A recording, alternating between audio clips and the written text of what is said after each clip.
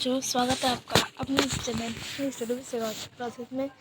आज हम सेक्शन में शाले राष्ट्रीय क्षेत्र दी गई काव्य जी सेक्शन के मतलब जनरल काव्य तक इसका विषय है चित्र उसकी छठी से 8वीं तक।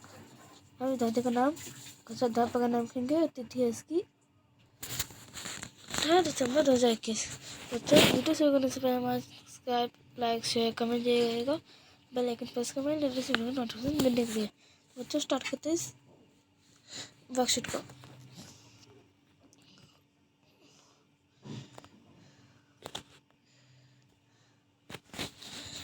प्यारे बच्चों, ठंड का मौसम शुरू हो चुका है और धीरे धीरे ये ठंड अपने चरम पर पहुंचेगी। ठंड का मौसम बहुत सेहत से लेकर खूबसूरत तक के लिए वरदान की तरह है। इस मौसम में आप अपने स्वास्थ्य को बेहतर बना सकते हैं और त्वचा को भी, लेकिन मौसम के अनुसार कुछ सावधानियां रखनी भी जरूरी है ताकि ठंड में आपके लिए फायदेमंद साबित हो। बदलते हुए मौसम में आपकी कुछ बातों का ध्यान रखना है। जानिए ठंड के मौसम में सेहत के लिए क्या करें और क्या ना करें। अच्छा, आज हम जानिए कार्य तक में ठंड का मौसम ऋतु है, ठंड ऋतु है, इसके बारे में पढ़ेंगे। कौन सी बातें हमें इस मौसम में फ़ायदेमंद होती है, कौन सी बातें हमारे लिए फ़ायदेमंद नहीं होती है हमारे सेहत के लिए, तो इसमें हम ये पढ़ेंगे। तो बहुत ठंड का मौसम शुरू हो चुका और धीरे धीरे अपने ठंड मौसम उन्हें बहुत ठंड तक बहुत अपने चरम सीमा में पहुँच जाएगा।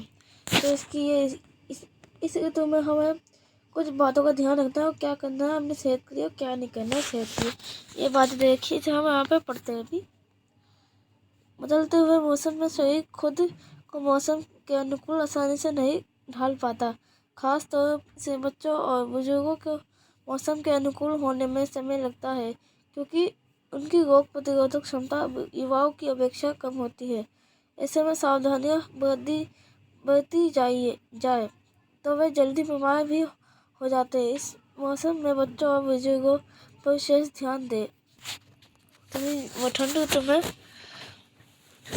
में बदलते मौसम में हमारा शरीर होता है अनुकूल आसानी से अपना ऋतु के हिसाब से ढाल नहीं पाता, अपने शरीर को सही नहीं पाता जब कोई सा भी ऋतु आता है। तो बच्चों, इस ऋतु में बच्चों और बुजुर्गों को मौसम के अनुकूल में होने में समय लगता है। मतलब कि खास तौर में बच्चों और बुजुर्गों को इस मौसम से ठंड पड़ जाती है, बहुत सारी बीमारियाँ हो जाती है, क्योंकि इसमें प्रतिरोधक क्षमता बहुत कम होती है युवाओं की अपेक्षा से। ऐसे में सावधानी बरती जाए तो वे जल्दी बीमार भी हो जाते हैं। मतलब इसमें सावधानियाँ बरती जाए तो जल्दी बीमार नहीं होंगे। मतलब कि वो जो ये बात है कि इसका पालन करें, उस बात पर चले तो इसमें वो बीमार नहीं पड़ सकते। और इसमें बच्चों और बुजुर्गों पर इस ऋतु के बारे में बच्चों और बुजुर्गों को विशेष ध्यान देना चाहिए परिवार को।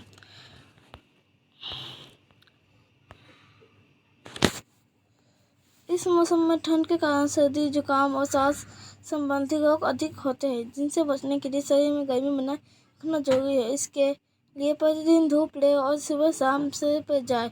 इससे शरीर में प्राकृतिक रूप से गर्मी बनी रहेगी। लेकिन इस ऋतु ठंड सर्दी ऋतु में बहुत सारी बीमारियाँ हो जाती है। सर्दी, जुकाम और सांस संबंधी रोग अधिक होते हैं इस ऋतु में। तो हमें पता है इस ऋतु में हमारे शरीर में गर्मी रहना बहुत आवश्यक होता है। इसके लिए प्रतिदिन धूप रहना चाहिए हमें और सुबह शाम सैर पर जाना चाहिए। इससे हमारे शरीर में प्राकृतिक गर्मी बनी रहेगी और इससे हम जल्दी बीमार नहीं होंगे इसमें जल्दी।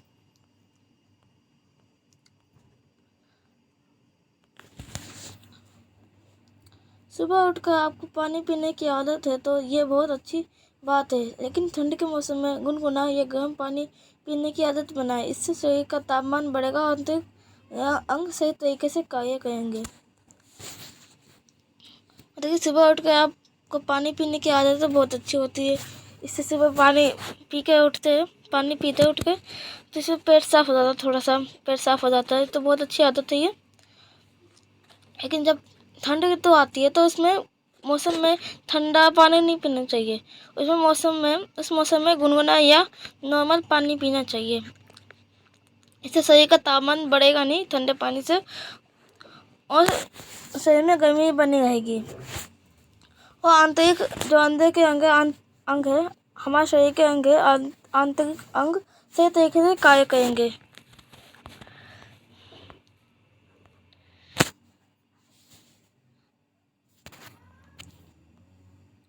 इस मौसम में घर से बाहर जाते समय अपने साथ गर्म कपड़ों और स्कार्फ को जरूर रखे ले, ताकि लौटते समय अगर शाम हो जाए तो आपको ठंडी हवा और सर्द मौसम का सामना ना करना पड़े। यह तरीका आपको बीमार नहीं होने देगा। क्योंकि इस जो ठंड ऋतु में आप बाहर जाते समय, जब भी आप जाते धूप सेकने जाते, बाहर जाते, पार्क में जाते खेलने के लिए, तो आप स्कार्फ जरूर पहन कर जाए और गर्म कपड़े पहन कर जाए। अगर आप दोपहर में जाते हैं, शाम हो जाते हैं, आपको खेलते खेलते लौटते आते, तो अगर शाम हो जाए, ठंडी हवा चले, तो आपको ठंडी हवा का सामना न करना पड़े। आप गर्म कपड़े पहन के जाए, स्कार्फ टोपी पहन के जाए, तो आपके शरीर में गर्मी बनेगी और आपको ठंड का सामना नहीं करना पड़ेगा, आपको ठंड नहीं लगी। ये तरीका आपको बीमार होने नहीं देगा, और इस तरीके से आप बीमार नहीं होंगे।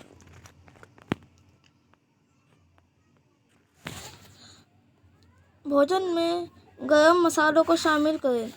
मसाले आपके शरीर को आंतरिक गर्मी प्रदान करेंगे। इसके अलावा अदरक वाली चाय और लौंग, गुड़ व हल्दी का काढ़ा सोते समय पिए। अगर दूध पीते हैं तो हल्दी डाल के पिए। ये सर्दी और बीमारी से बचाएगी।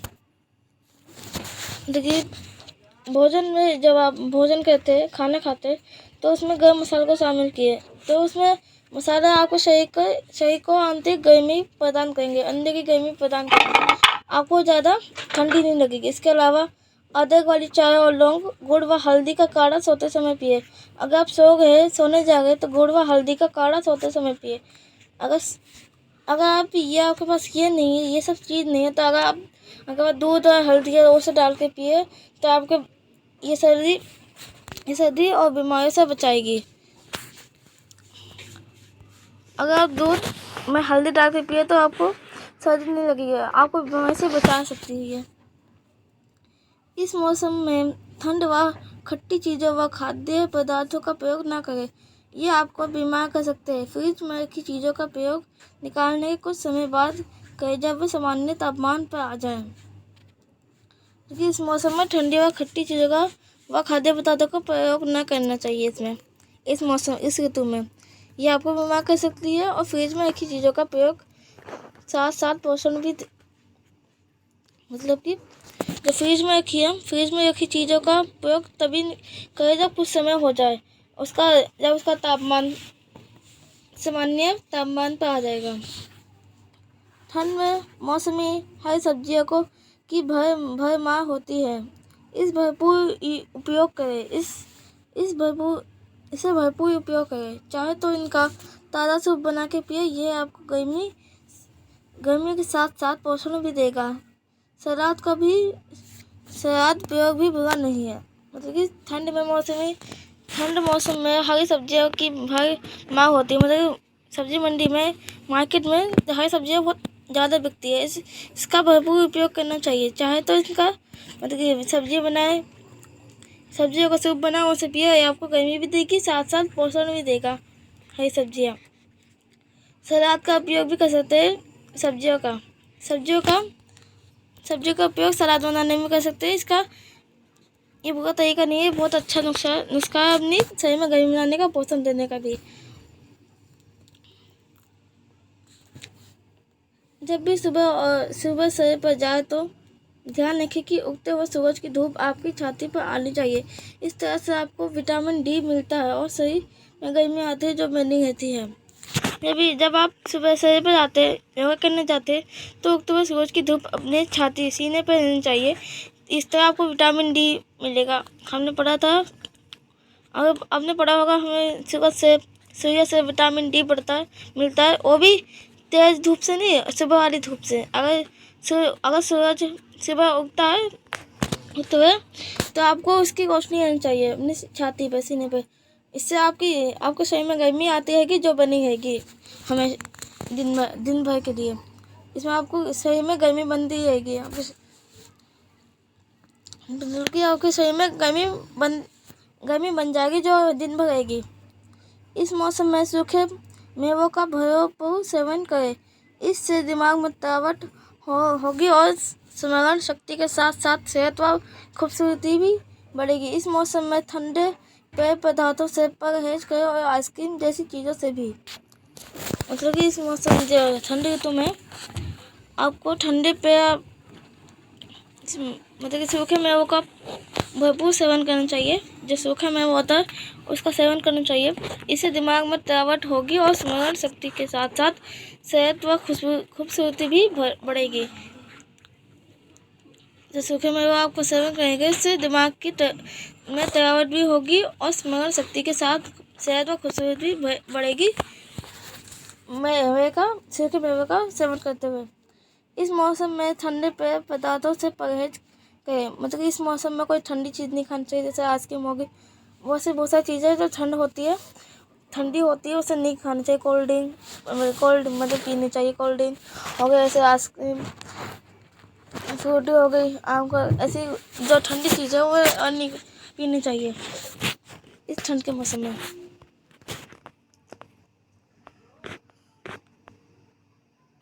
बच्चा आपको यहाँ पे 3 प्रश्न दिए गए, इसे हम 1 by 1 डिस्कस करेंगे, इसका उत्तर भी करेंगे। तो बच्चों